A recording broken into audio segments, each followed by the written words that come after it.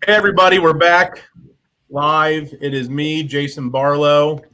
You know me as the best looking realtor known to mankind. I am here with a cast of characters. We got big broker Dave Barlow, aka the old man, with us today. How you doing, Dad? I'm fine, thank you. We got at real Mike Hopper on the call. Big Mike, what's up? Hey guys, what's going on? Last but not least of the crew, young Jamie, aka Jay Marunke, aka the Lil Schmo. How you doing, Bubs? I'm doing good. Thanks for having And our me. guest of honor, Sir Lawrence Larry Press, practicing real estate law for as long as long. Larry Press, thank you for joining us today. Good We're morning. going to go through the contract. Larry, take it over. You're with the Columbus Bar Association who wrote this thing. Why don't you speak to our buyers and tell them what they're getting into? Sure. So the contract we're talking about is a standard form put together with the input and approval of both the Columbus Bar Association and the Columbus Board of Realtors. The form is tweaked and changed periodically, but at any given moment, the form and the one we're going to talk about this morning is the standard template that agents and attorneys throughout Central Ohio are familiar with, and that's referenced at the top of the contract. Very good. And then Mike, talk about the where our price. I mean, at the top of the contract, guys, we have the house we're buying, the county it's in, and the tax parcel number. And then right below that address, we're going to stick in the price. And then Mike's one of our buyer agents. Mike, you want to talk price real quick? Yeah, absolutely. This is a number that you and your agent, depending on who you're working with, it should be us, will help you determine an appropriate price to purchase this property at. This is where we're going to put that number in. Again, this is something that we'll discuss prior to writing the contract, so we have this information figured out before putting it in there. Next, we move down to that attorney approval clause, and luckily for us, we have an attorney with us today. Oh, that's me. So there's an attorney approval clause in the contract, which can provide both the seller and the buyer with sort of a second bite at the apple by making the contract subject to their attorney's review and approval of the contract. That provision in turn then provides the opportunity for the attorney to submit proposed changes if he or she does disapprove of the contract. And in my experience, especially when you're dealing with good experienced agents, an attorney may find something in the document that they would prefer be tweaked or tightened or a semicolon relocated. But by and large, again, if you're working with a good agent, the contract probably is fine as it stands. By the same token, and using good faith, it does give the party the potential to, again, take a second look at it and make sure that his or her interests are suitably protected. So for me, real quick, the CYA, cover your, we have a line there at the top of the purchase contract that says we highly recommend that you seek the advice of an attorney. My question, though, is of the thousands of deals that you are involved with on an annual basis, Larry, how many times do you see an attorney actually involved?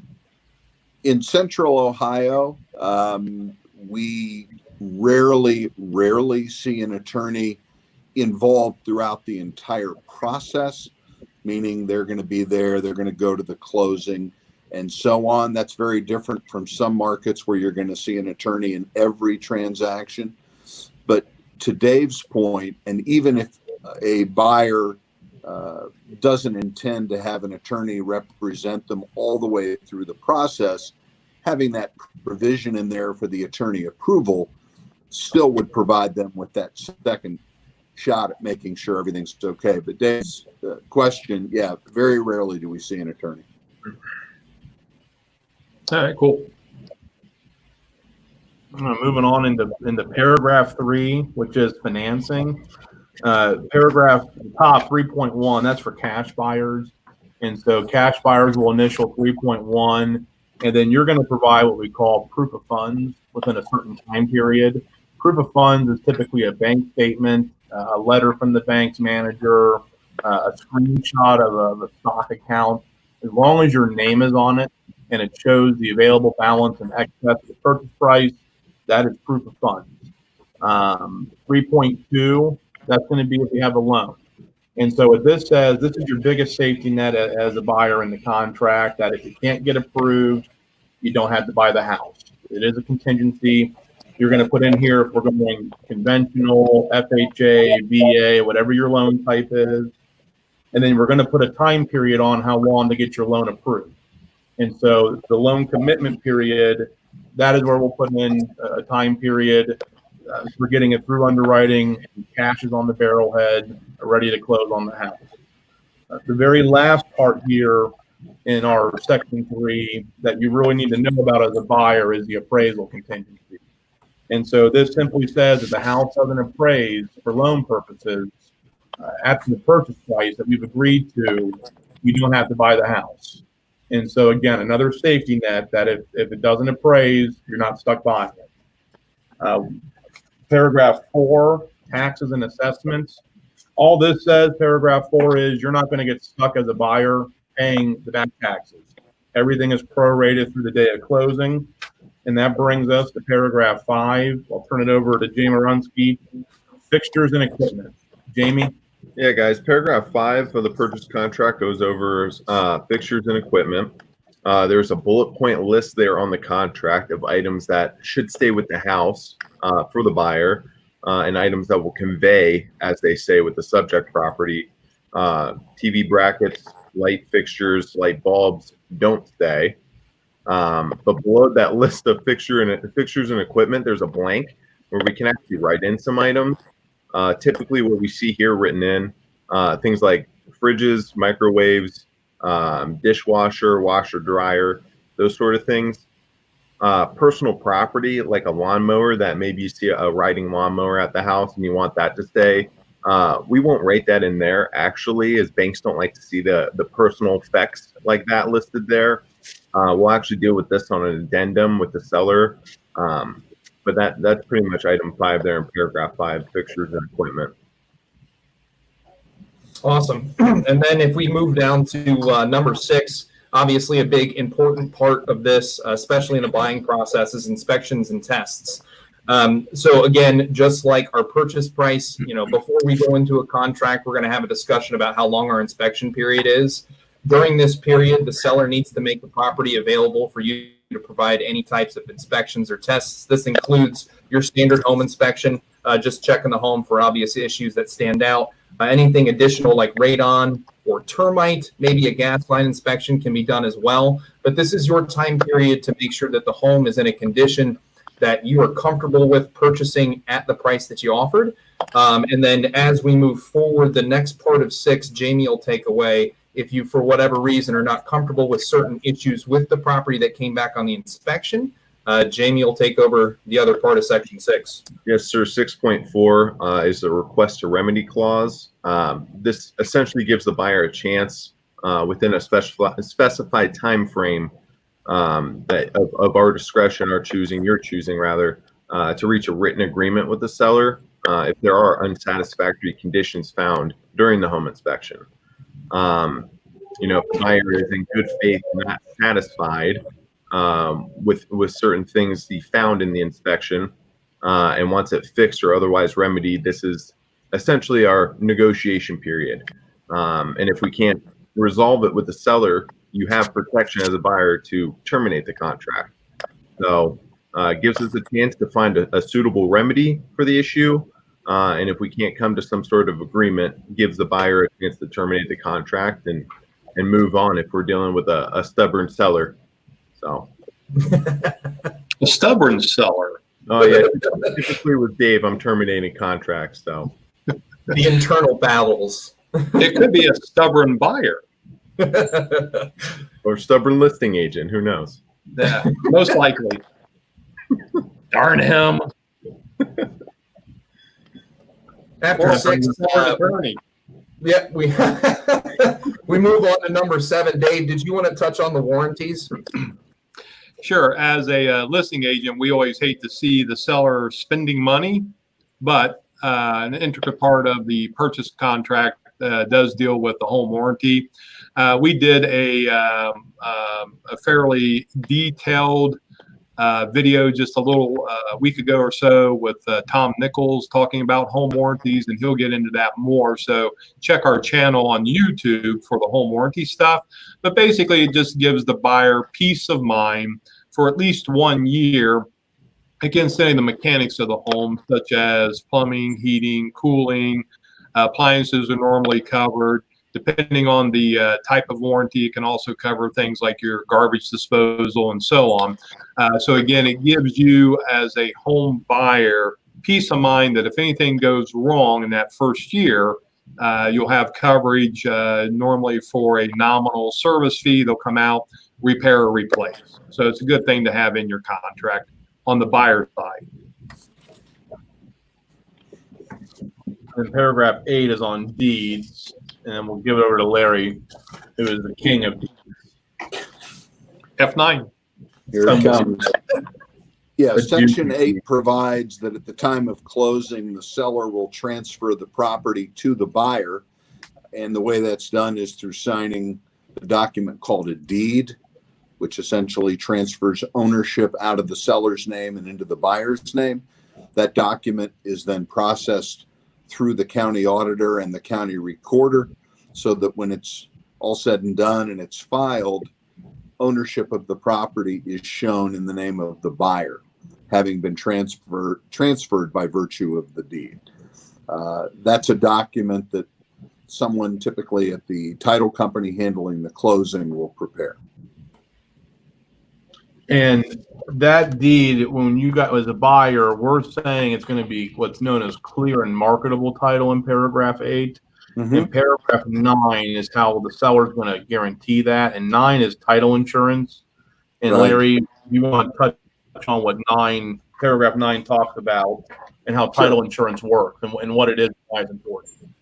So our contract provides that the seller is going to provide and pay for what's called an owner's title insurance policy for the buyer. And as the name of the product suggests, it's a policy of insurance that insures the buyer that when the deal is done and the paperwork's filed and so on, that the property is properly in the buyer's name or names, that no other parties have an ownership interest in that property, that all the liens other than property taxes and assessments have been cleared. So in other words, for example, in a given deal, the seller's mortgage loan was paid off and so on. And that's provided on a form that is used nationally, and here in Ohio is submitted to and approved by the Ohio Department of Insurance.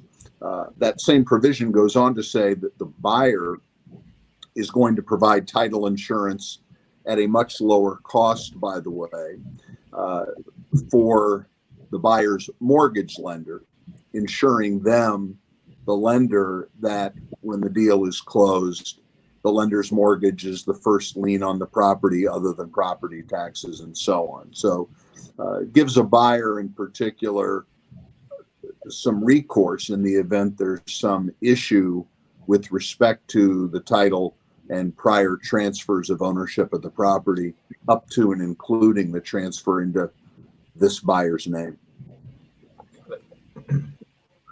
Great. And then moving along to paragraph 10, utility charges, condo charges if they apply, security deposits.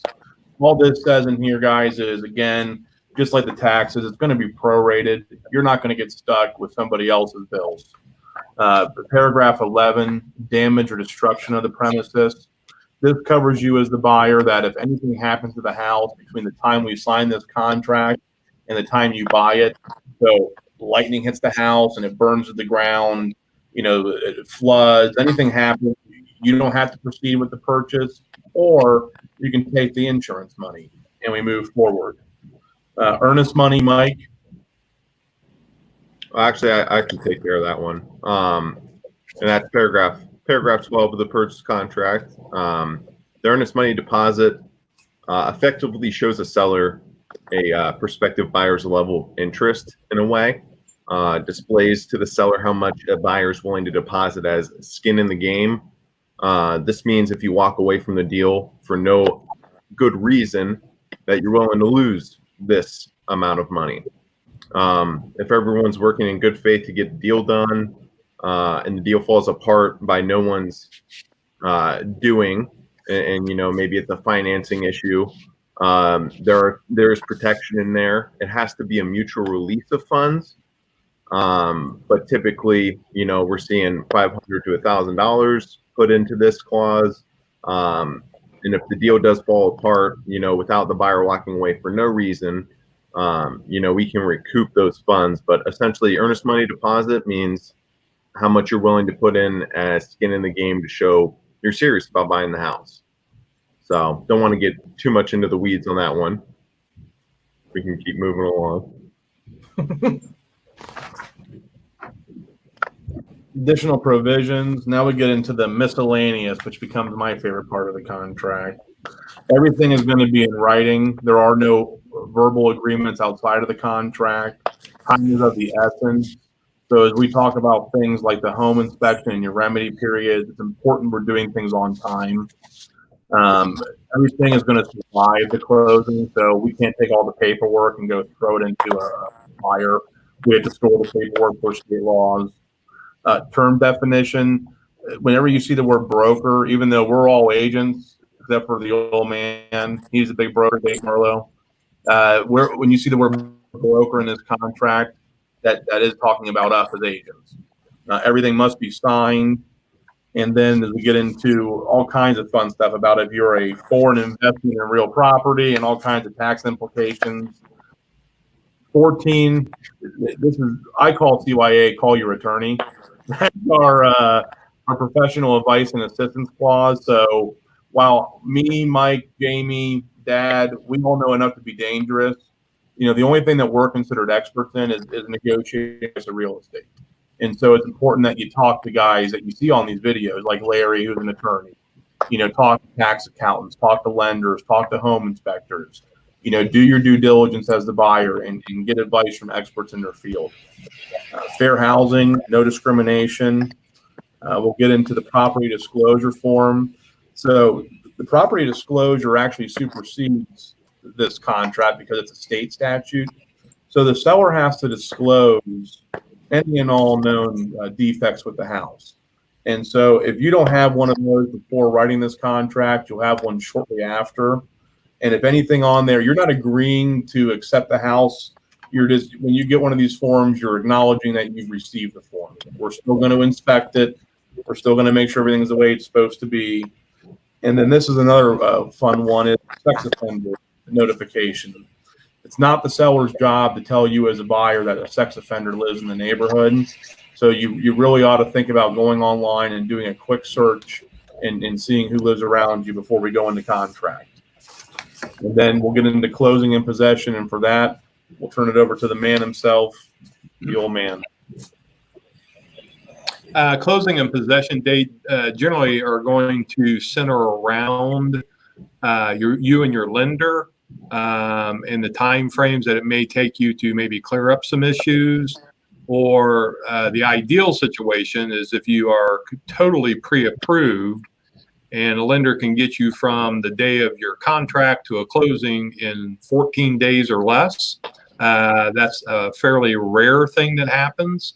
But in today's environment, it's something that we as buyer agents and seller agents highly recommend, if you're able to do that, to have it done, because then for a seller, we don't have to sit there and wait on you and hope that your financing is going to be completed. You're giving us basically a commitment letter that says the bank's ready to go. We just have to wrap up a few, things on the lender side, move through underwriting, and we're done. So closing and possession, typically I counsel my sellers that you're probably looking between 30 to 45 days once the contract is written, to do through the home inspection and then through the different things that you have to do on the financing side. But typically 30 to 45 days, you should be able to get into your new home. Yeah, and then the one last thing here on possession for buyers is the language used that the seller shall remove all debris and personal property. And so, you should be moving into a home, that is cleaned out. I know that's a question I get a lot from buyers, and so just they really should be broom swept, but not always that way, is it? Sometimes we call Larry, but and then So there's that I'll all go sweep it out is what he said. Yeah. yes, sir. We're full service, even at 1%. There is a deadline on the offer, and again, time is of the essence, so that deadline's important. We'll put an expiration on here to protect you guys as the buyer, and that way the seller can't just hold on to it for a week and then accept it, 7 days later. I think that covers it for the contracts. Anything we're missing, guys? No, the fun stuff that we get to write. So, all right, great. Don't Well, if you have forget any to questions? sign the contract. Yeah. Don't forget to read it. E-signing makes it easy not to read it. So even though we're going through it, take a look at it. Any questions, let us know. You know how to reach us. Larry, do you want to give out your cell phone if anyone has questions? Sure. It's 614-361-7567. And when you call, say, we're looking for Sir Lawrence, and you will get an immediate discount. Something like that. Thank you, guys. Have a great day. See Thanks, ya. Larry.